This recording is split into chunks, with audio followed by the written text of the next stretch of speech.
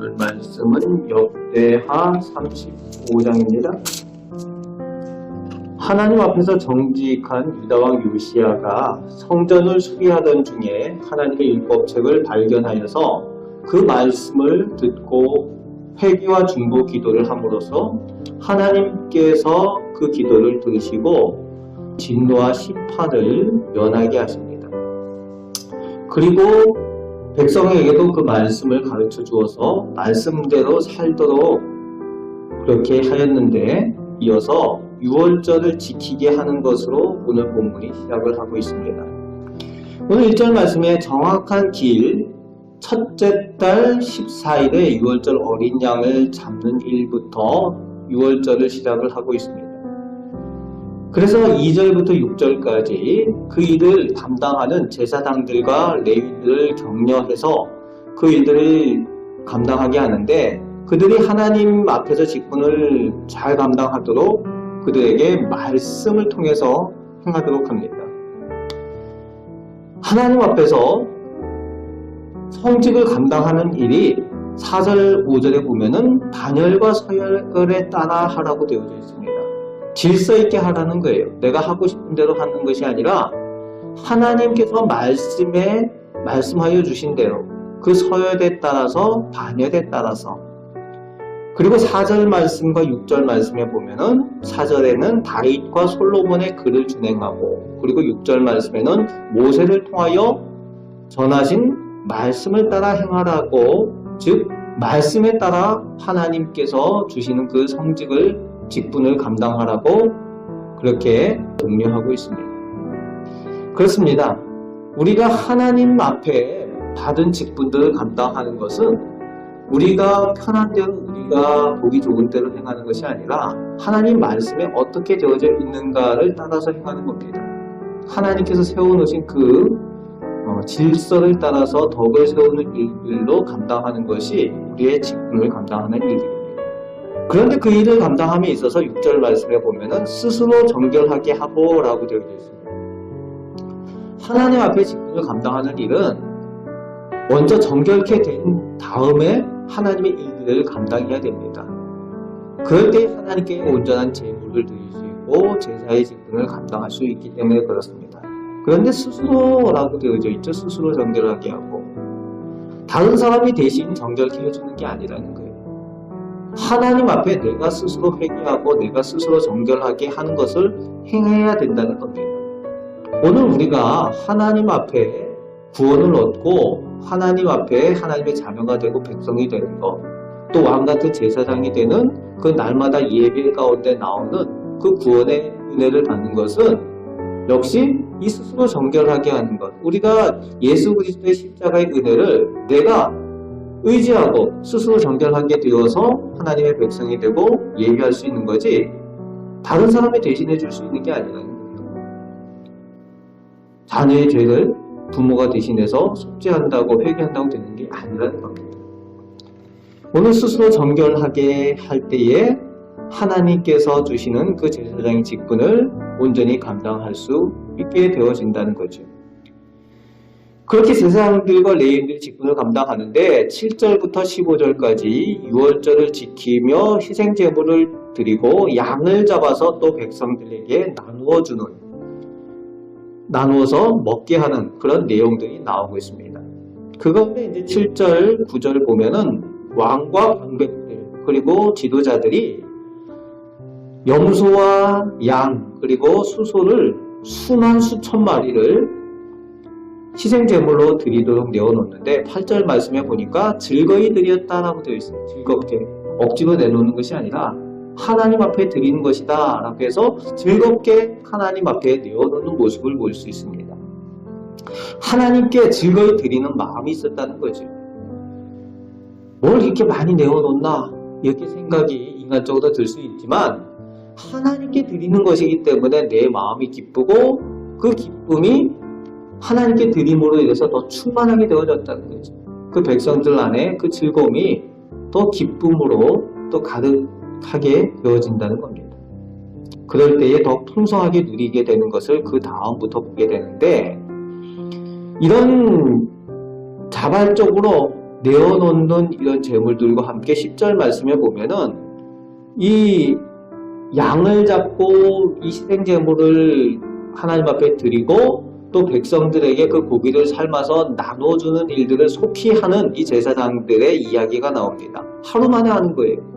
이 수천 마리, 수만 마리 되는 이 양과 소를 잡는 일들을 제사장들만 이 일들을 감당하는데 얼마나 수고하고 헌신하고 희생하는지 볼 수가 있습니다. 하루 만에 이 많은 양을 잡고 이렇게 행하는 것 잘 아시겠지만 이게 소 한 마리 잡는 것도 쉽지가 않지 않습니까? 그런데 제사장들이 뭐 엄청나게 많은 것도 아니고 이 사람들이 수천 수만 마리 잡는다고 생각을 해보세요. 하루 만에. 보통 일이 아니죠. 아침부터 저녁 늦게까지 해야 됩니다. 그리고 그거를 또 백성들에게 삶아서 나눠주는 일들까지 해요. 먼 데서 온 사람들, 가난한 백성들 먼저 먹이고 제사장들은 맨 나중에 먹는 겁니다. 얼마나 수고하고 헌신하는지 볼 수가 있는데 이 수고와 헌신이 함께 하고 함께 즐거이 하나님께 드리는 그 마음이 있을 때에 이것이 가능하다는 거죠. 이 제사장들의 솔선수범이 보여지고 있는. 그리고 이제 16절부터 19절까지 이 유월절을 지키는 의미에 대해서 기록을 하고 있는데 선지자 사무엘 이후에 이렇게 유월절을 지키지 못했다라고 오늘 요시야 왕이 이 백성들과 함께 지낸 이 유월절에 대한 의미를 다루고 있습니다. 왜 그동안 사무엘 선지자 이후에 이렇게 유월절을 못 지냈을까요? 말씀이 없었기 때문에 그래요. 물론 구전된 말씀은 있었어요. 입으로 전해지는 구전의 말씀을 통해서 전해지는 말씀들은 있었지만 그 율법 책이 눈에 보이는 것이 없었다는 거죠. 우리가 볼 때에 입으로 전해지는 그 내용과 성경으로 딱 되어져 있는 것과 이 두 가지가 있을 때에 어느 것을 더 기준으로 삼고 더 중요하게 여기겠습니까? 당연히 쓰여진 글이 있으면 그 쓰여진 글에 있는 대로 기준을 삼고 할 수가 있는 거죠.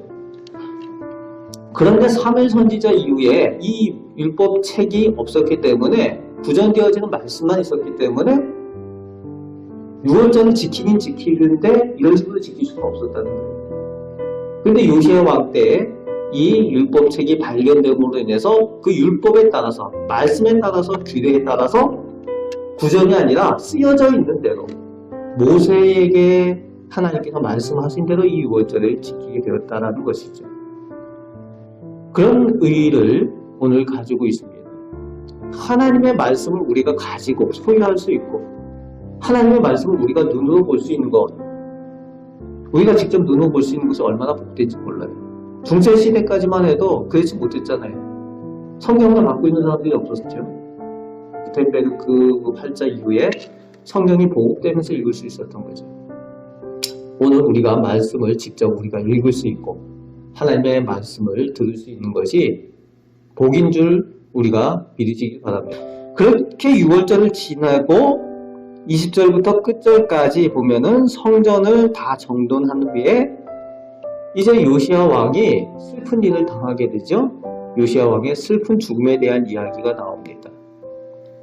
다 평안하고 복을 받는 이때에 좀 더 조심을 해야 되는데 이 요시야 왕이 마음 가운데 좀 교만함이 있었던 것 같습니다.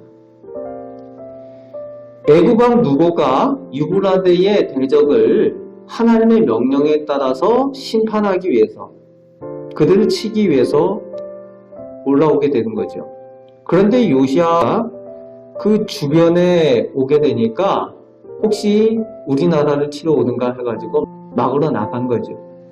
그런데 이제 애굽 왕 누고가 하나님의 말씀을 전하고 있는 겁니다. 21절 말씀에 보면은 내가 하나님의 말씀을 따라서 이 일을 행하러 속히 하나님께서 행하라 하셨기 때문에 그 명령에 따라서 왔다라고 말합니다.